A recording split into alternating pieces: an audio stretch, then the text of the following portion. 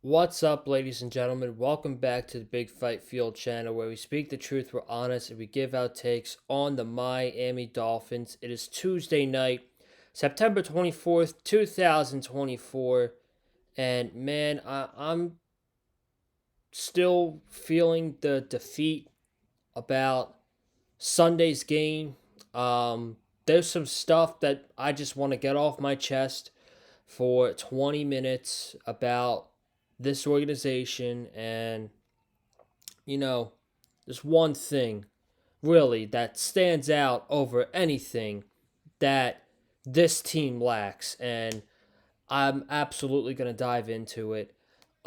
It's just, it's really, it's really heartbreaking seeing everything that's been going on.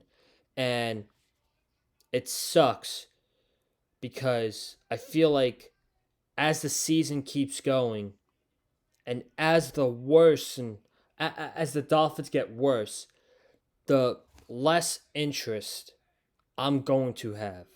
And I'm still going to I'm still going to watch every single game, no matter what, cheer on my Dolphins.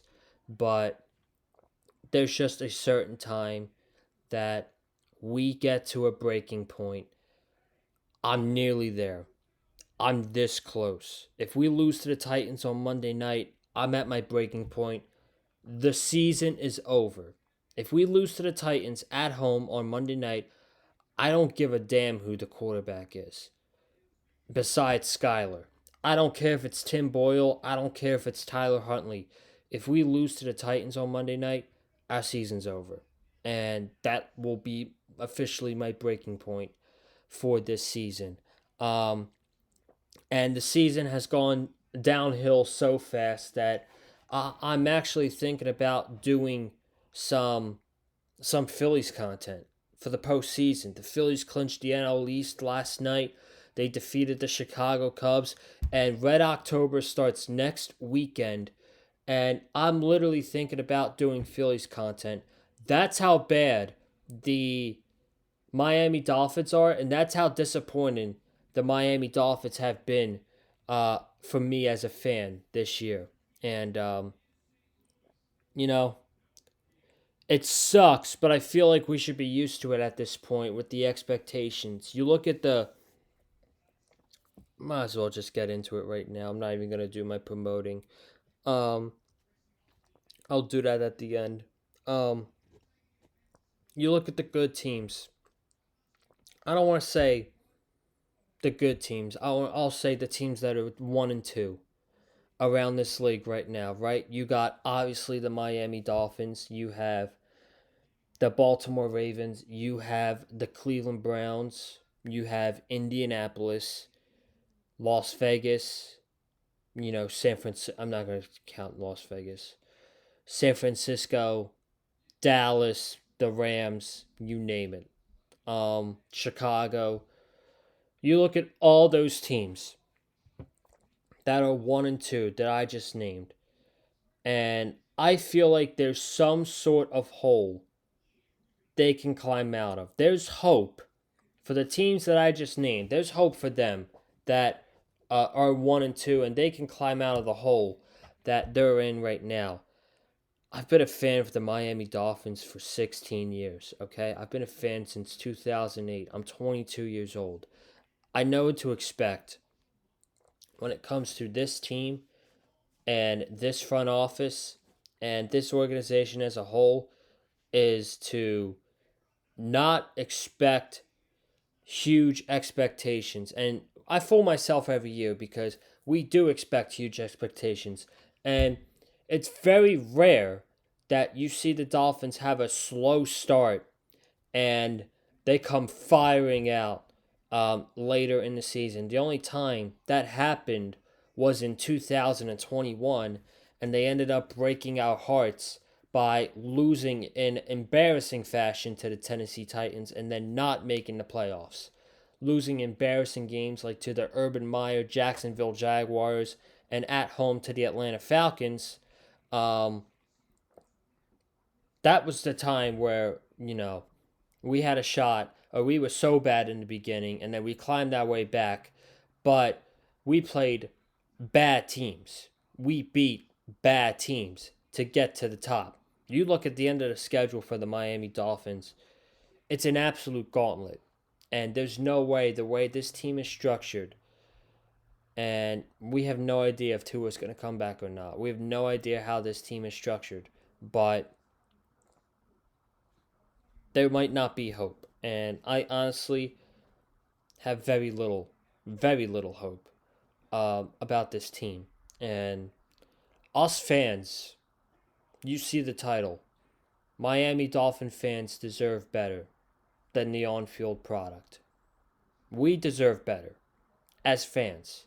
How much torture have we gone through for our lifetime? There's Dolphin fans I know that were able to experience them win the Super Bowl and, the undefeated season and go to the Super Bowl the following year and win playoff games. There's that section of Dolphin fans. But then there's a section of Dolphin fans like me where all I've seen for my entire life is misery. And I thought last year was the year. And it ended up not being the year. We crumbled at the end of the season again. Lost the division, lost the number 1 seed, lost in the wild card to the Kansas City Chiefs. It all came crumbling down. And you look to see how last year ended, and this all began with the Tennessee Titans game last year.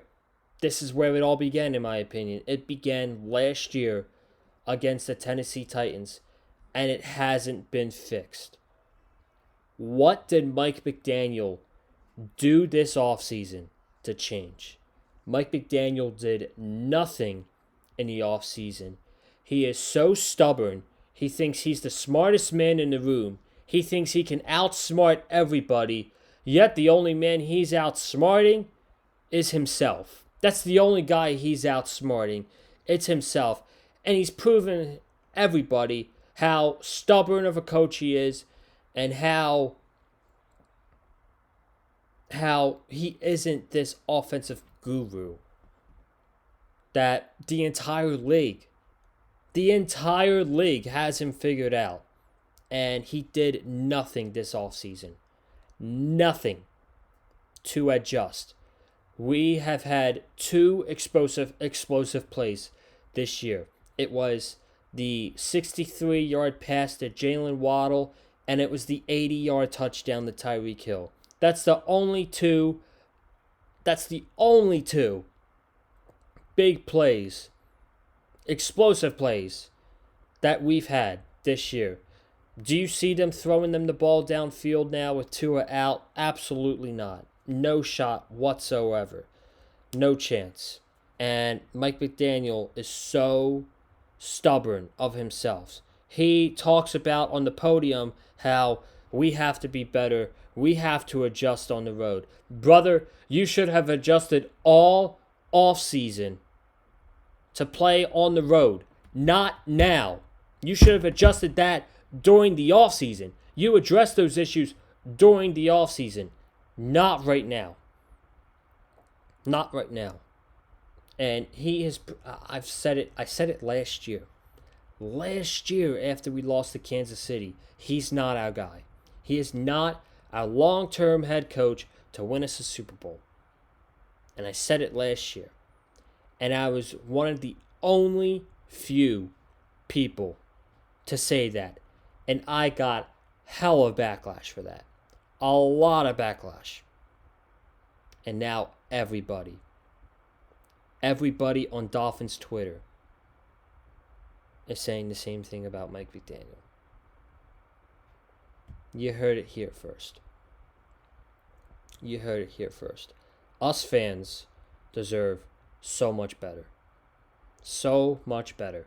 The fans like me who spend our hard-earned money where we go to work from the morning until 4 o'clock and we bust our ass for this hard-earned money to spend on tickets to Dolphins games, merchandise, hotels, flights, Ubers, all this hard-earned money, and this is the on-field product that we're getting. It's very disappointing. It's very disappointing. We need better.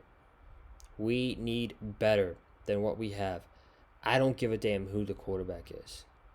I don't care. We need to be better. And I talked about it in the beginning. There's one thing that this team lacks majorly, and it's accountability. This team lacks accountability. Okay? This goes back to last year too. But for this season, I'm going to give you two really good examples. Two good examples, okay? Last week, Julian Hill dropped 2 touchdowns. And yeah, Skyler Thompson was in the game twice for both of them. But still, Julian Hill dropped 2 touchdowns against the Buffalo Bills last week. And you got to catch the ball. If the ball is in your hands, you've got to catch it. And what did we do next week? We trot Julian Hill out there. And in the first half,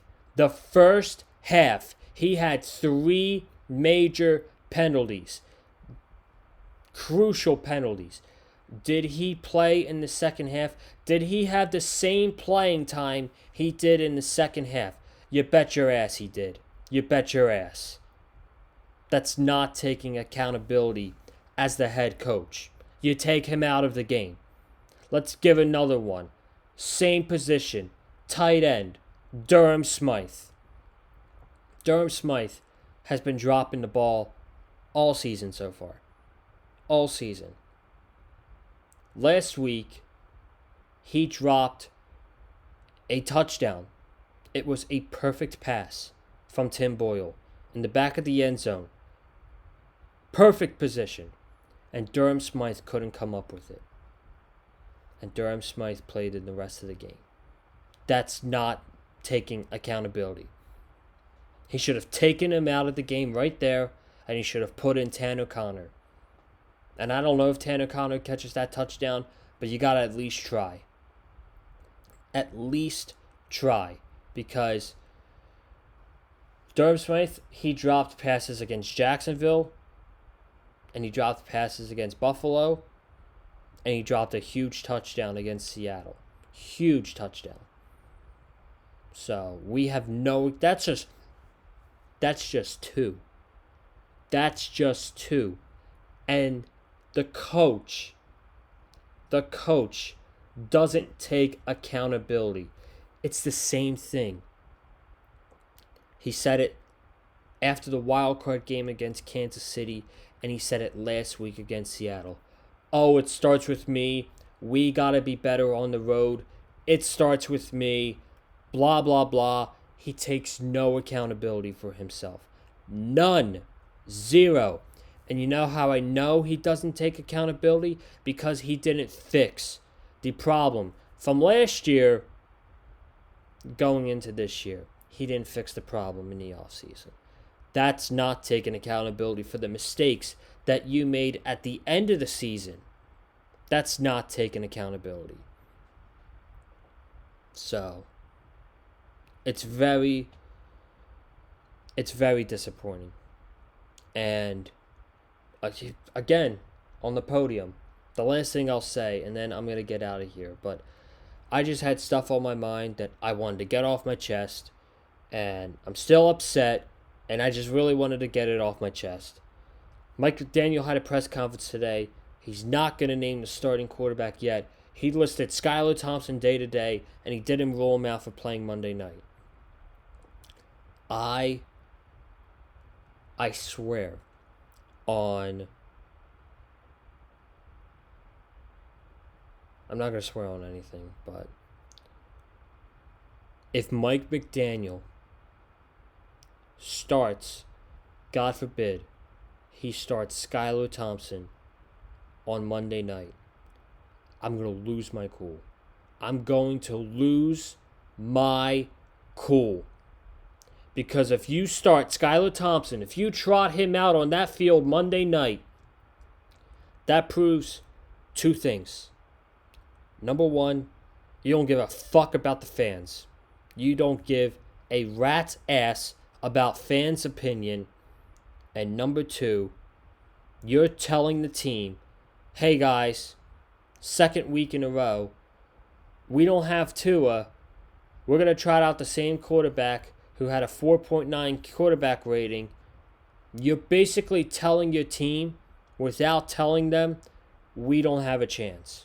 That's what you're telling your team if you trot Skyler Thompson out there. So I don't know